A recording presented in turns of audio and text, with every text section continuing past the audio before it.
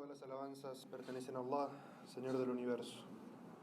A quien Allah Azza wa Jal guíe, nadie lo podrá desviar. Pero para quien Allah Azza wa Jal haya decretado el desvío a causa de sus malas acciones y elecciones, no encontrará fuera de Allah quien le pueda guiar. Atestigo que nada ni nadie merece ser adorado sino Allah, nuestro creador y sustentador. Y atestigo que Muhammad sallallahu alayhi wa sallam es su siervo y mensajero, el último de los profetas enviados a la humanidad, de quien Allah Azza wa Jal dijo en el Sagrado Corán: no te hemos enviado sino como misericordia para los mundos.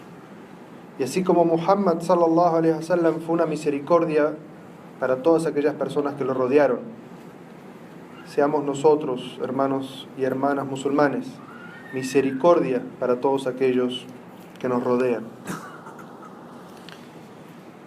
No cabe duda que el Islam nos enseña tanto en el mundo espiritual como en el mundo social en el que vivimos.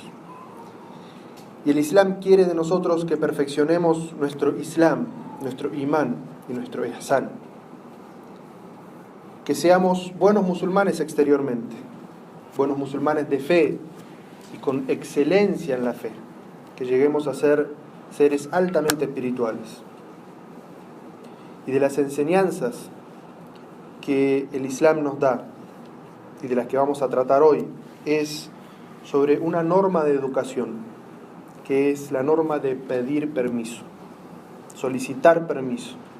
Y vamos a ver cómo esta norma simple, que en árabe se llama el istidhan, pedir permiso, tiene implicancia no solamente en el comportamiento social entre las personas, sino que también tiene implicancia y nos enseña parte de la educación sexual que debemos darle a nuestros niños pequeños y a nuestros adolescentes.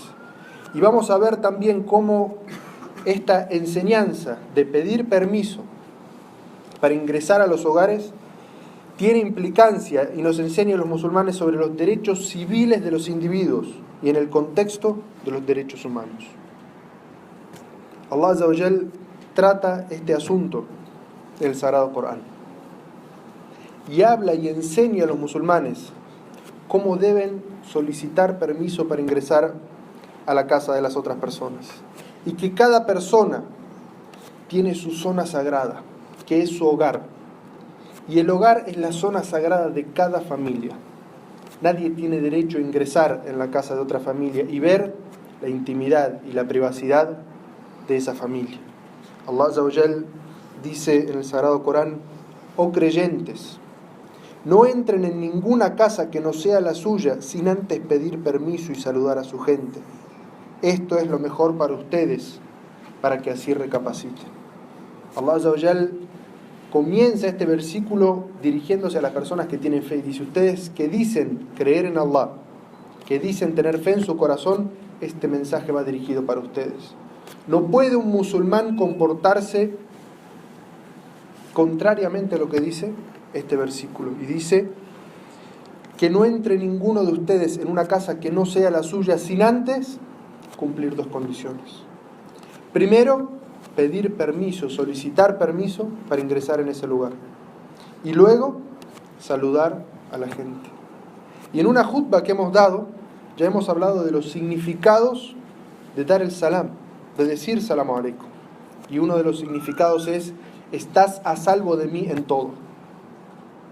No tienes nada que temer de mí.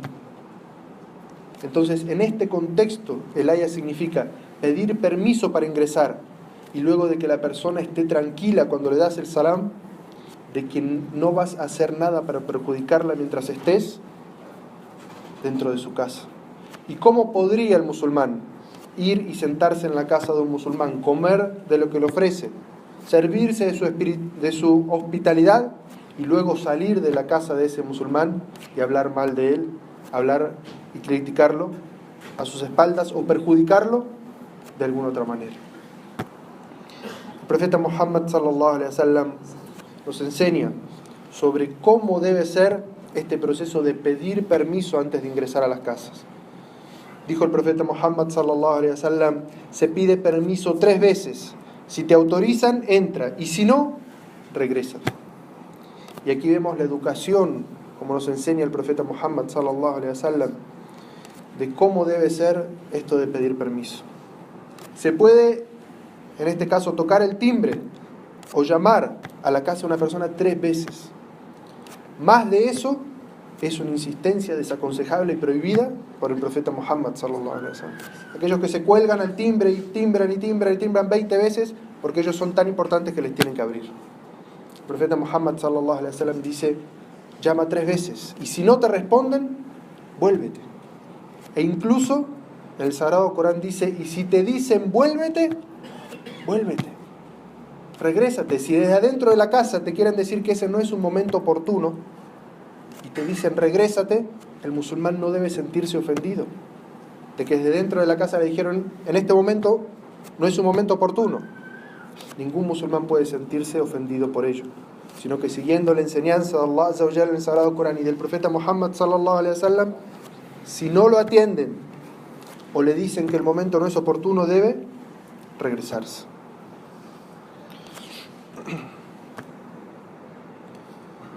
Y el profeta Muhammad sallallahu alaihi wasallam nos explica una de las causas de por qué debe pedirse permiso. Y sí, antes de que en la Declaración Universal de Derechos Humanos se dijera que toda persona tiene derecho a su privacidad y a su intimidad dentro de su hogar, el profeta Muhammad sallallahu alaihi wasallam ya nos decía esto en un hadiz.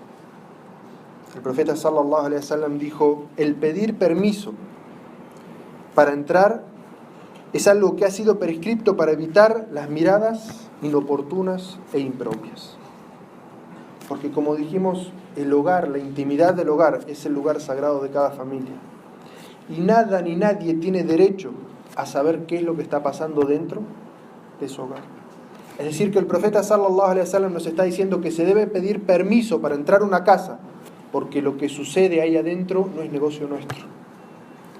Lo que está dentro de la casa nosotros no podemos verlo ni podemos oírlo a menos que nos den permiso.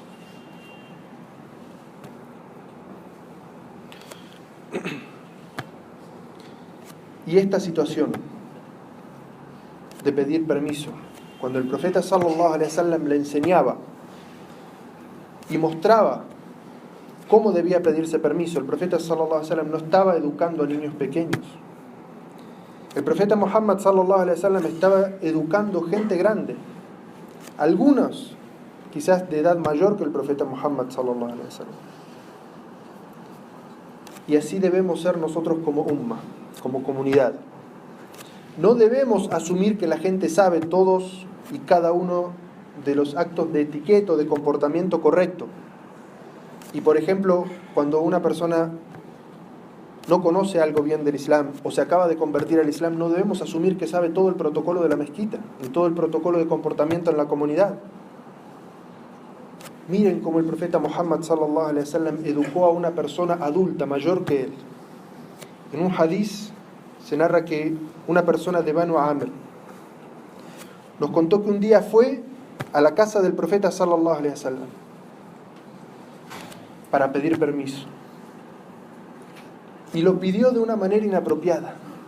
Y el profeta sallallahu alaihi wasallam le dijo a quien lo estaba sirviendo, le dijo: ve y dile que diga As-salamu alaykum, ¿puedo entrar? As-salamu alaykum, ¿puedo entrar? Y la persona lo escuchó desde afuera. Y entonces repitió: As-salamu alaykum, ¿puedo entrar? Y el profeta sallallahu alaihi wasallam le dio permiso para que ingresara. El profeta sallallahu alaihi wasallam no lo criticó, no le dijo cómo es que no sabe esto, y estaba educando a una persona mayor. Así como el profeta sallallahu alaihi wasallam fue misericordia para su umma, aquellas personas que estuvieron alrededor de él, seamos nosotros también una misericordia y enseñemos con la característica que enseñaba el profeta sallallahu alaihi wasallam, con la compasión, con el respeto y hacia la dignidad de las personas. Entonces, si vemos que tenemos que enseñarle algo a alguien de nuestra comunidad, hagámoslo desde la compasión, hagámoslo desde la dignidad de enseñarle algo que se debe saber en el Islam, pero enseñarlo de esa manera, tal como lo hizo el profeta Muhammad sallallahu alaihi wasallam. Y también el profeta sallallahu alaihi wasallam nos enseñó algunas cosas que no son recomendables en el momento de pedir permiso. Jabir ibn Abdullah narra y dice: fui a ver al profeta sallallahu alaihi wasallam y golpeé su puerta. Y él me preguntó: ¿quién es? Y Jabir respondió: yo, soy yo. Y el profeta sallallahu alaihi wasallam desde adentro de su casa dijo: ¿yo? Como rechazando la respuesta, diciendo: ¿quién es yo? Es decir, que se debe dar a conocer uno por su nombre, identificarse correctamente con su nombre, con su identificación, cómo es, porque la voz puede confundirse y uno puede darle permiso de ingresar a alguien que no es la persona la que pensó que era la que estaba pidiendo permiso. Entonces uno no debe identificarse diciendo yo, sino diciendo su nombre. Y de la educación del Sagrado Corán y de la Sunna del profeta Muhammad sallallahu alaihi wasallam, como dijimos, es que esta educación de pedir permiso no es solamente cuando uno ingresa a una casa ajena, sino que también el Corán nos orienta a cómo debemos enseñar a nuestros niños de que cuando quieren ingresar a una habitación dentro del hogar, también deben pedir permiso.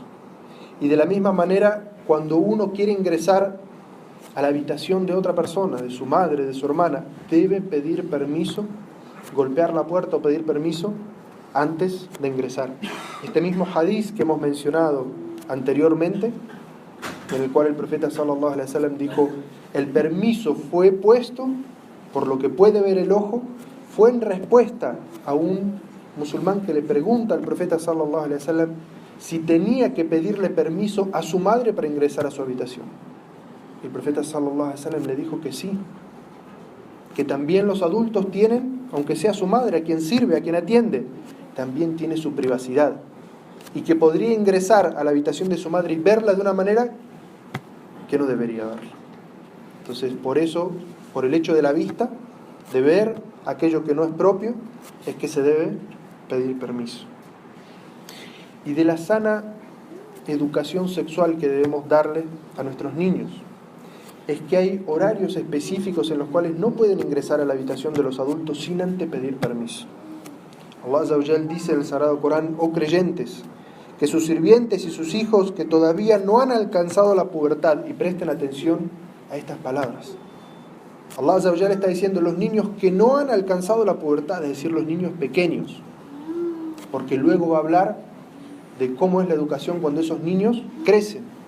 Allah Azza wa Jal dice: oh creyentes, que sus sirvientes y sus hijos que todavía no han alcanzado la pubertad les pidan permiso para ingresar a sus alcobas antes de la oración del Fajr, a la siesta cuando se quitan la ropa para descansar y después de la noche, pues esos son 3 momentos en el que su desnudez podría quedar al descubierto.